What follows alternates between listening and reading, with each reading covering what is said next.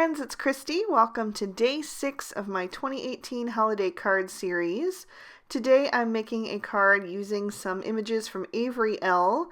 The mountains and trees that I'm stamping out are from the Starry Scene, and the little polar bear is from the Winter Woodland Wonders. So now I'm going to set that aside and stamp the background image from the Starry Scene. I'm going to be using a combination of 4 different shades of Lawn Fawn ink. This first one is Merman, and you can see that I didn't get a very good impression. Number 1, because this is a brand new stamp. Number 2, I think I had a little air bubble under part of the image. So I just went ahead and continued stamping that until I had really good coverage. That is the great thing about using the MISTI. And then I moved on to my second shade of ink, which is Peacock. So instead of inking up the entire image, I'm just going to make a circle all the way around the edges, coming in quite a bit and not being really precise with it. I wanted it to look really kind of like frosty and have some different peaks and valleys around the edges. So I inked that up twice as well.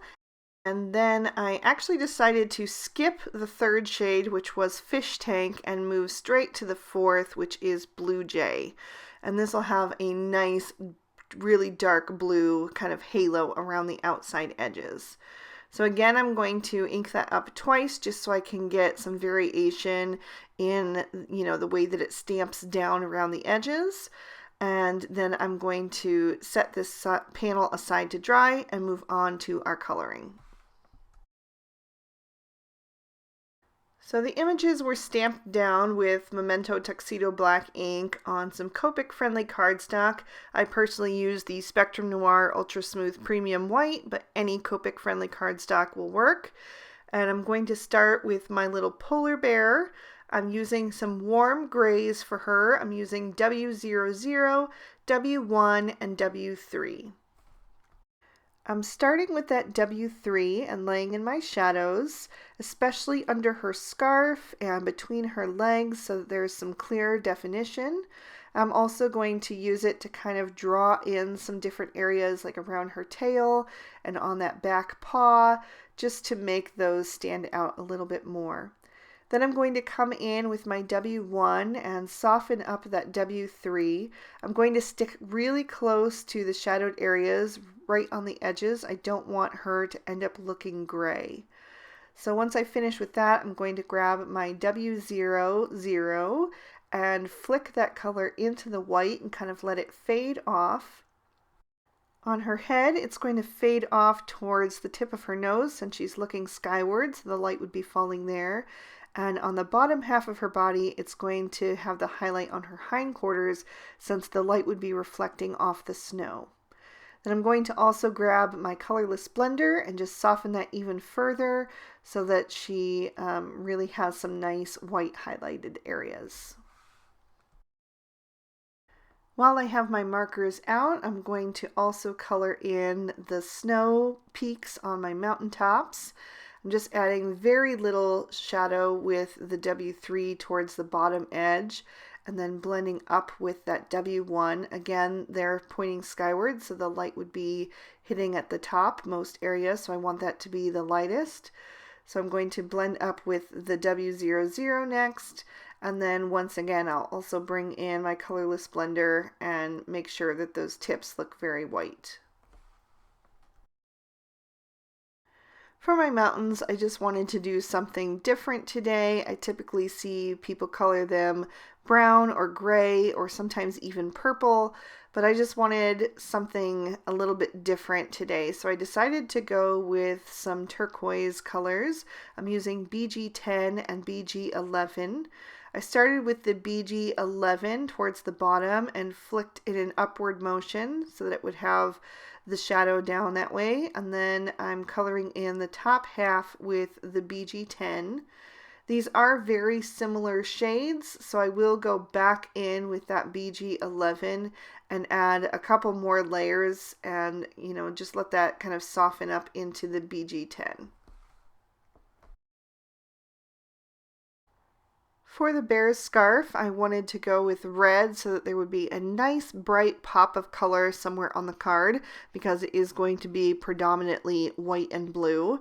So the red is going to really stand out. I'm using my favorite red combo, which is R29, R39, and R59. And I'm starting with the R59 and laying in some shadows.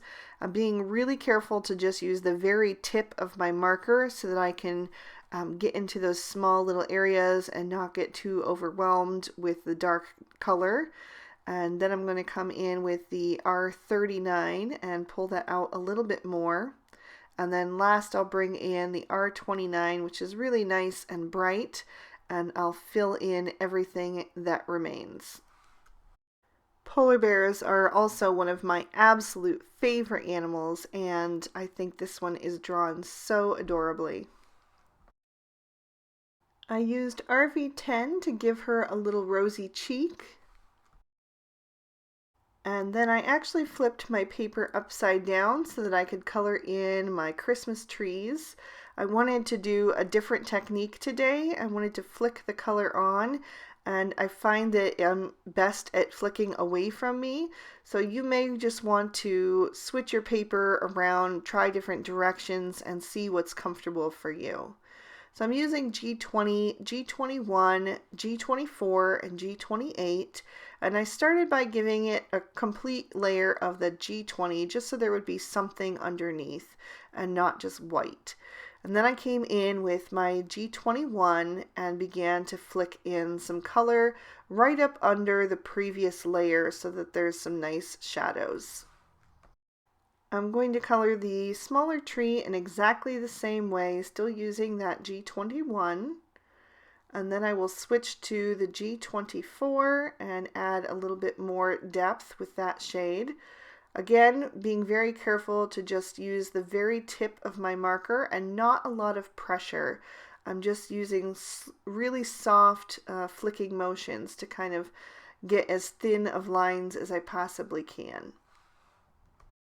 I really like the texture that this gave the trees, so I'm definitely going to try this again in the future. So last I'm coming in with my darkest shade, which is the G28, and I'm getting even thinner strokes and trying not to bring them down quite as far, just so that there's, a clear shadow and highlighted area. I don't want to cover up all of those other colors that I laid down. I'll finish up the last little bit on my smaller tree, and then I'll flip my paper back around so that I can color the tree trunks. For those, I'm using E44 and E47, using the E47 right up under the bottom layer of branches and then blending towards the bottom with the E44. And then I'll trim these out with the matching dies. While I was at it, I also trimmed out a little snowdrift using the Lawn Fawn Stitch Hillside Borders, and I'm going to stamp my sentiment on that using Lawn Fawn's Lobster ink, and it says Happy Holidays. And then while I have my Misty out, I'm also going to stamp the inside of my card. I'm using Memento Tuxedo Black again, so it'll show up against the red, and I'm stamping out the Merry Christmas sentiment as well as a snowflake and a reindeer.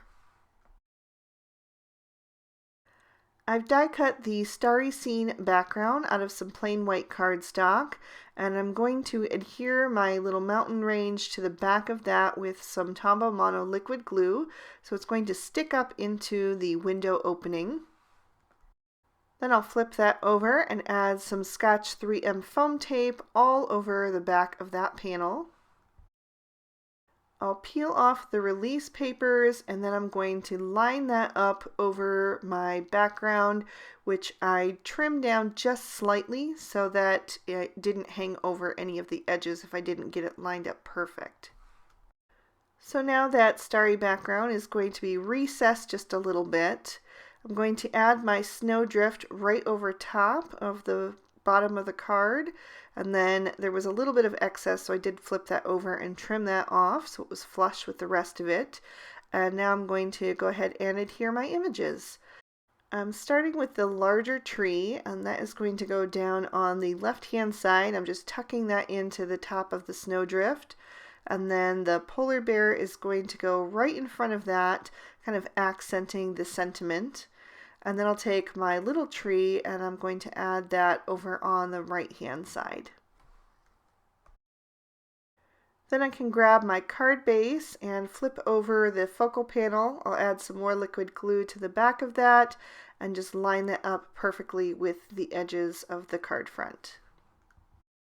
To finish things off, I'm going to take some crystal and Christmas red stickles. I'm using the crystal to add a little bit of glitter to the snow caps on my mountains. So I'm starting at the base of the snow cap and working upward, but not covering it completely, just kind of using the tip to pull that towards the top. I'm also going to add some glitter to the bottom edge of my trees that looks like there's some snow resting there. And again, I'm doing the same motion, just kind of streaking it upward so that it kind of pulls into the shadowed area but doesn't cover it too much. Then I'm taking my Christmas red stickles and I'm going to use that as an accent on the polar bear's scarf. This time I am sticking to the shadowed areas because I want to create some extra depth there and have a little bit of sparkle and shine. And that is going to complete our card for today. I'll lift that up to the camera so you can see all that glitter catch the light and give you another peek at the inside. This one was definitely a more simple design than I'm used to. I usually am pretty afraid of white space, but this time I decided to embrace it, and I'm really pleased with how it turned out. So I hope you guys enjoyed day 6 of the 2018 holiday card series. If you did, please be sure to give it a thumbs up and subscribe to my channel if you haven't already.